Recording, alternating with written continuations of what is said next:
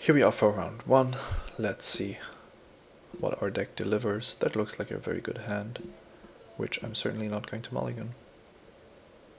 It's basically a perfect curve of turn 2 Chainwalker, turn 3 Kirun, Deviant Glee, and that should put a lot of pressure on our opponent.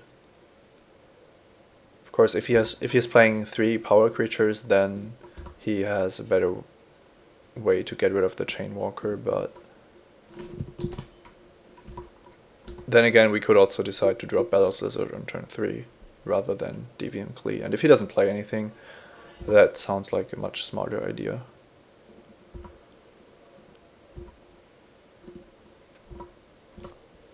We have to be aware of the removal spells available to Rakdos. And Annihilating Fire is certainly one of them.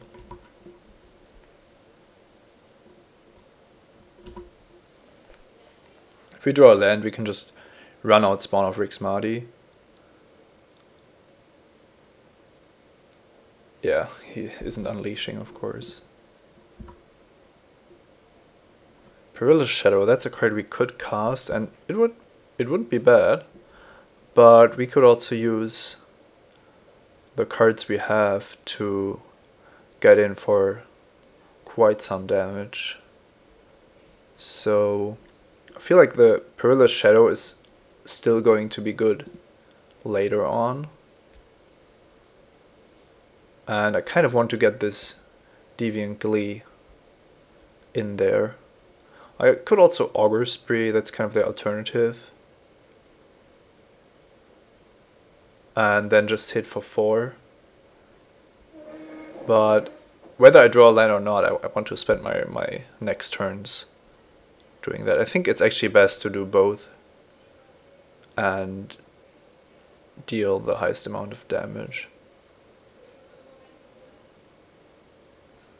No, it's actually, it's not that easy, because if I Deviant Glee the Gorehouse Chainwalker, he's going to take 5 from that no matter what. So it actually isn't that big of a deal if I Augur Spree immediately or not, simply because the lizard isn't going to get through. If I want to Deviant Glee the lizard, then it's better to Augur Spree, and that would diversify my threats. And kind of like that, it's only bad if he has another Splatter Thug. Then it would be better to have the Gorehouse Chainwalker be larger.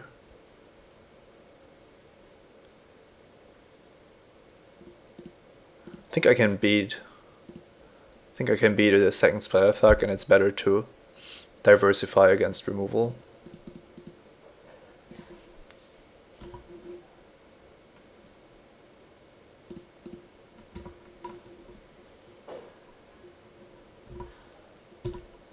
So now it's going to be interesting what he has.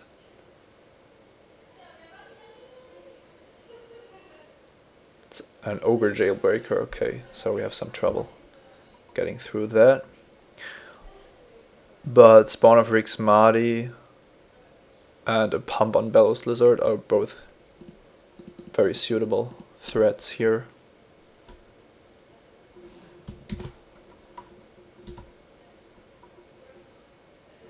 That would have been a very good target for Augur Spree. So if he didn't have removal in hand or doesn't have removal in hand, it would have been much better to suit up the Chainwalker with Deviant Glee and not take the line I did.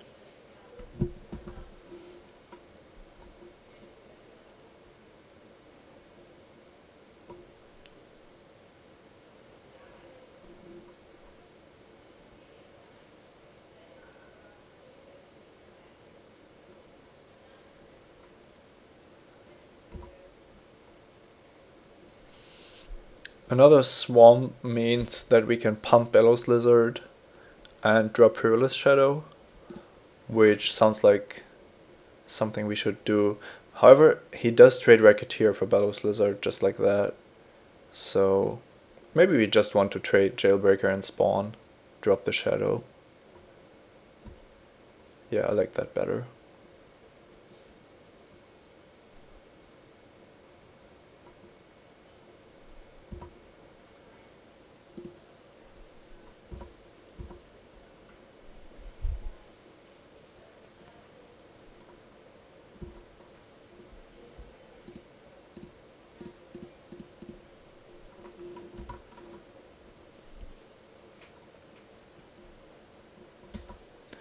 Now I'll soon be able to just attack with everything if he doesn't have another high toughness blocker, but then my Perilous Shadow is going to get through because offensively it's a 6/10 and he shouldn't really have ways to deal with that for 4 mana.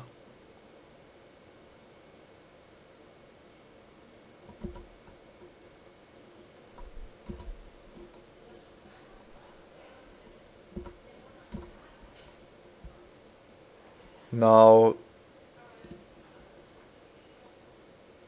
swamps are just great because Perilous Shadow is going to deal more damage, but I could also activate the Key Rune, which is only bad if he has Electricity, and that seems like a fair trade. However, I can give Bellows that Trample for 1 mana, so having an uneven amount of mana is actually kind of relevant here. So I think I deal more damage if I don't attack with the Key Rune, which also plays around Electricity somewhat.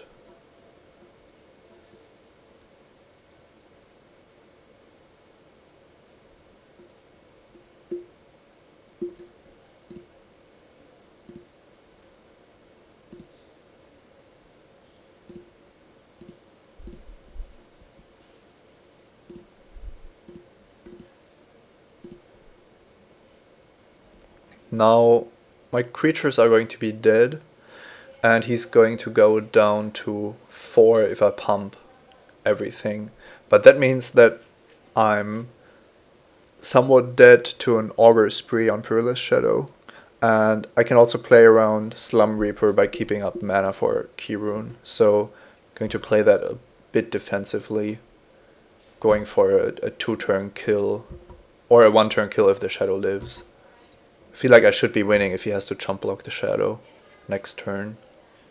In this format, it's really rare that people can drop 2 creatures in the same turn and have a profitable block, so I'm fine with him just throwing away his creatures.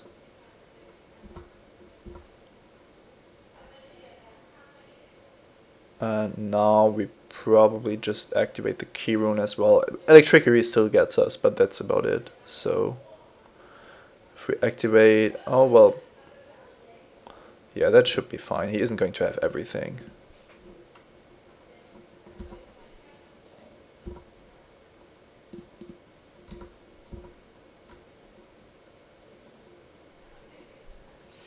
So it's nice that we can let first strike damage resolve first. Okay, he does have Electricity. So now we're going to have to pump the Perilous Shadow twice, and then we just have to hope that he doesn't have Augur Spree as well. Otherwise, we are probably losing.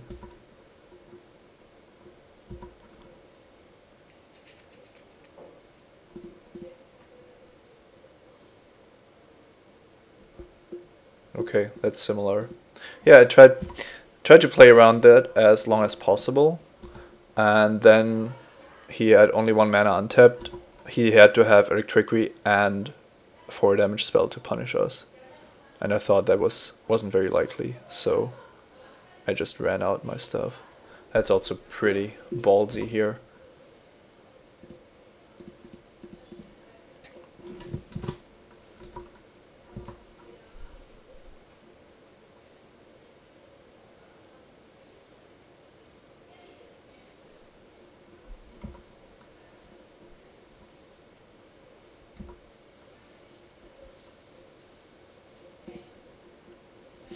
So I think we just stab wound here to take less damage.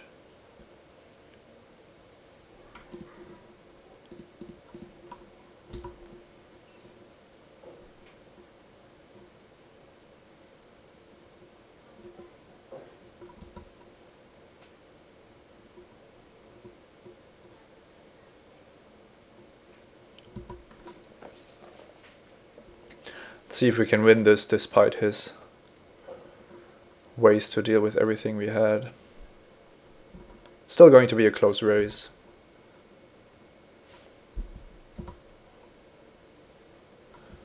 Land wasn't the card I wanted to draw there.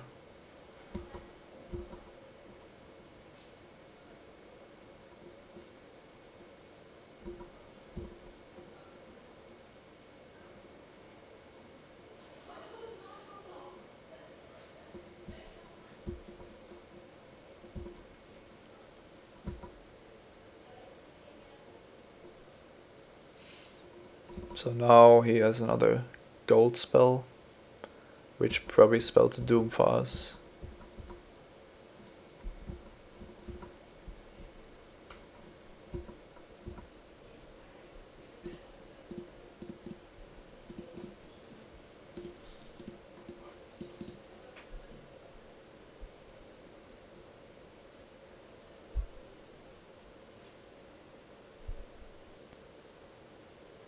Yeah, I should have kept playing this defensively with Perilous Shadow. Just let him jump block, and then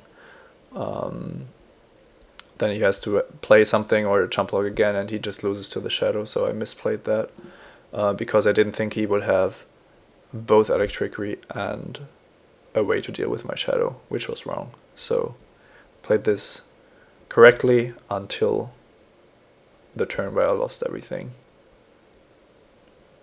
which is unfortunate.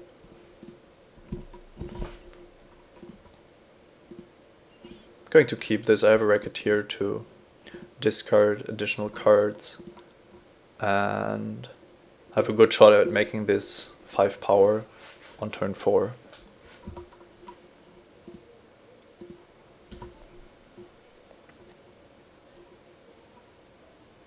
Against the deck with Mizzium Mortars, the auras I'm playing are going to be really relevant and important.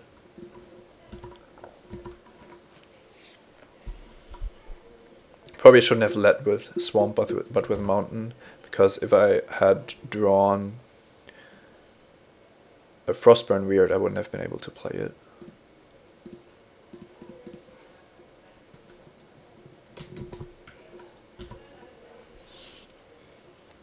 Hoping that he doesn't have a way to block my Dead Traveler.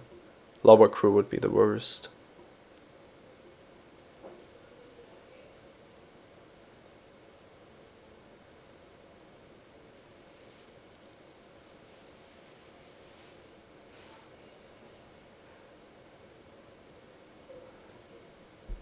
No, it looks like we are battling with unleashed creatures here.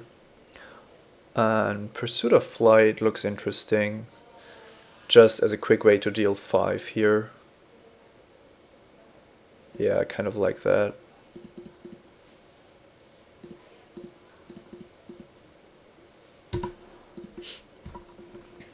Five is so much more than 3, simply because 4 hits of 5 are lethal already, and it can be really tough for a Rakdos deck to muster up something that deals 6.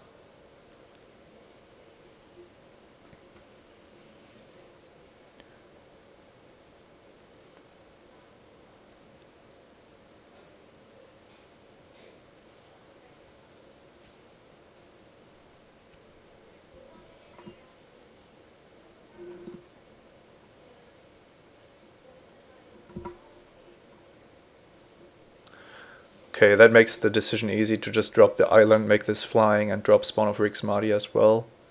Otherwise we would have to think about him having a potential Electrickery.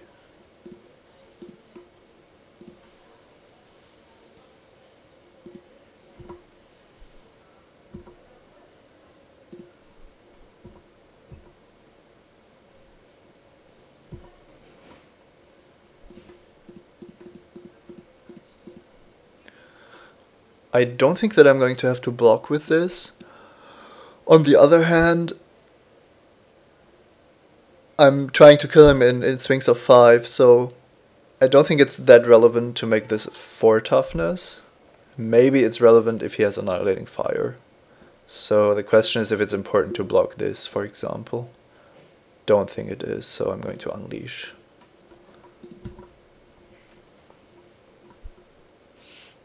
I have another blocker in the Racketeer if I want or need one. And it's also very likely that he has to trade with the spawn when I attack.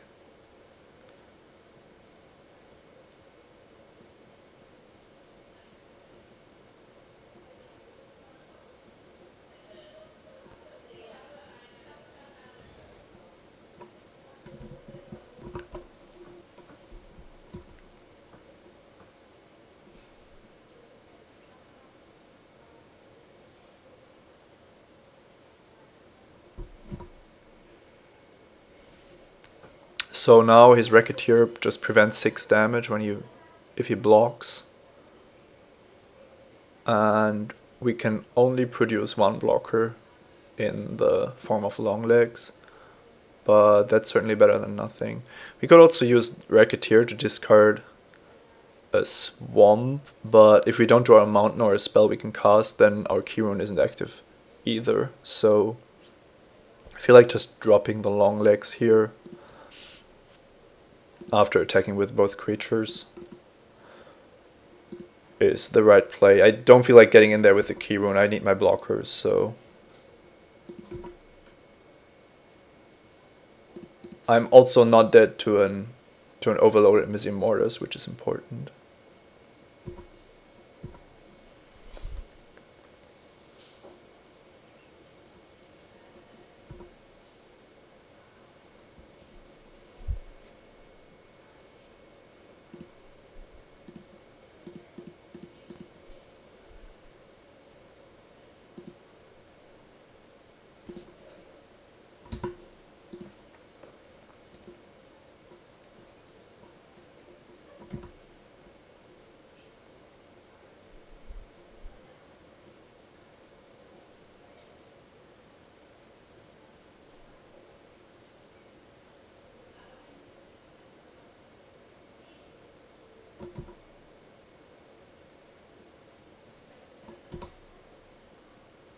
I'm certainly going to block the spawn. I'm not interested in losing to some kind of burn spell. And Pursuit of Light gets there.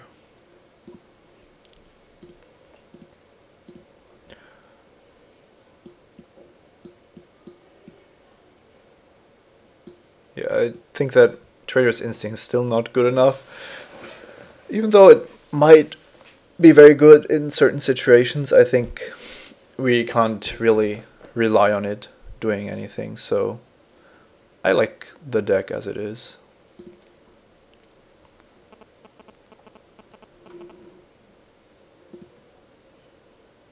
And our opponent keeps. We only have one land, so it's an easy mulligan. And that's not a great hand, but hopefully we can draw into a swamp.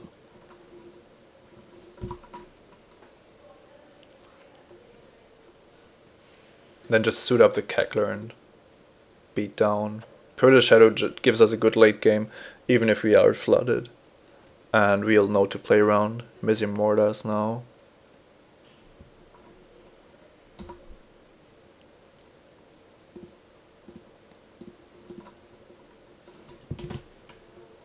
Drawing a Frostburn Weird would also be nice.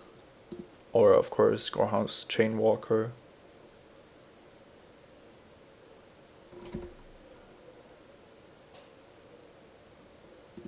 And I'm just going to put this on here immediately.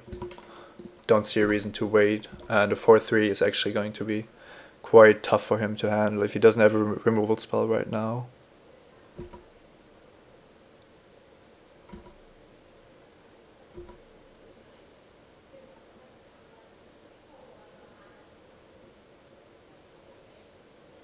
If he plays a Splatter Thug or something like Dead Reveler, then Stab Wound is also going to be insane.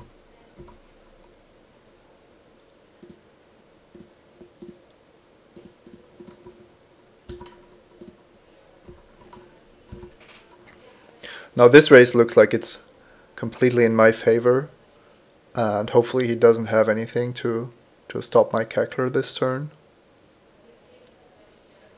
Wow, Rakdos. That's something.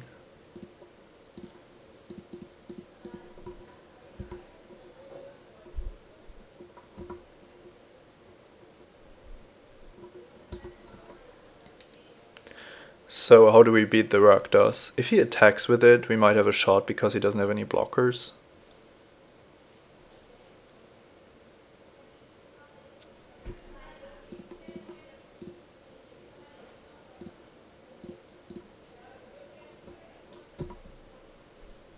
But we might also be dead because he drops his whole hand on the table.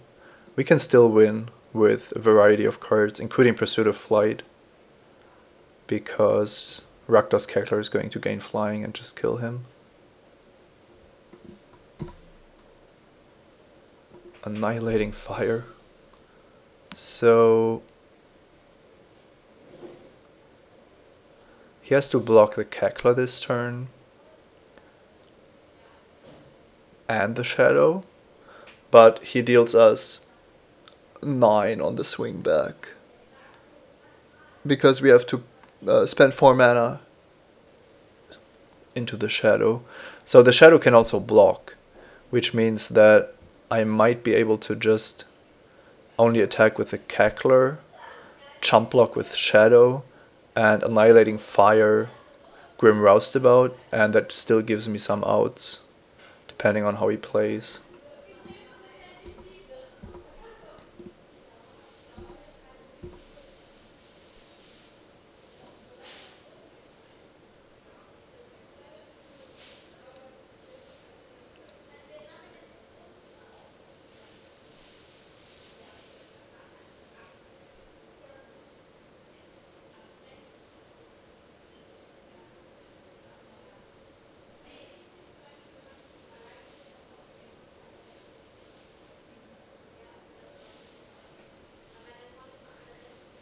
One of my creatures is going to survive, and that's the important part, because it still gives me the outs I need to win with the top deck.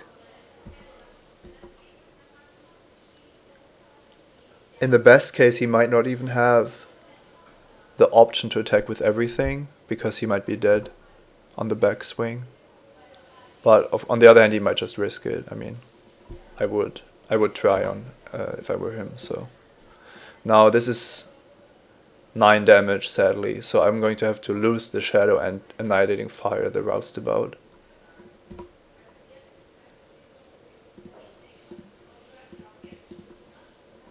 Oh no, I don't lose the Shadow. I don't get to kill the Crasher, but actually I can save my Shadow, which is a very big deal here.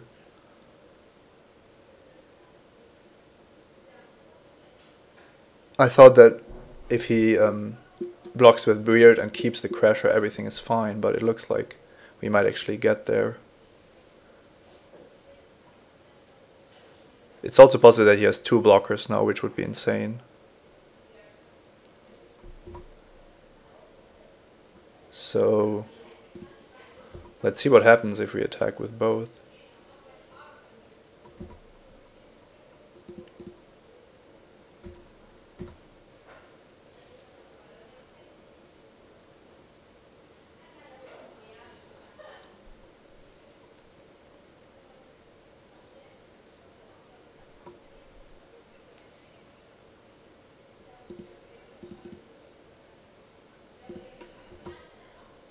It looks like we might be winning the game here, thanks to Stab Wound.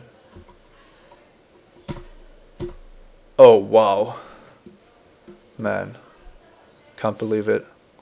We mulliganed to this and played played this as aggressively as possible, and somehow we got there. I feel like he probably doesn't lose if he plays it conservatively, but the fact that he can't block with these Unleash guys made it very difficult for him to play as well. So maybe keeping back Rakdos for a turn would have been the solution to get this game under control for him. But because the way he played it, he was drawing dead to a single removal spell on my part, which he knew that I would have something, or he should have considered that. Well, I misplayed game 1, and I'm also not sure if this was played 100% correctly. on both sides, but was certainly a very close, interesting game. See you next round.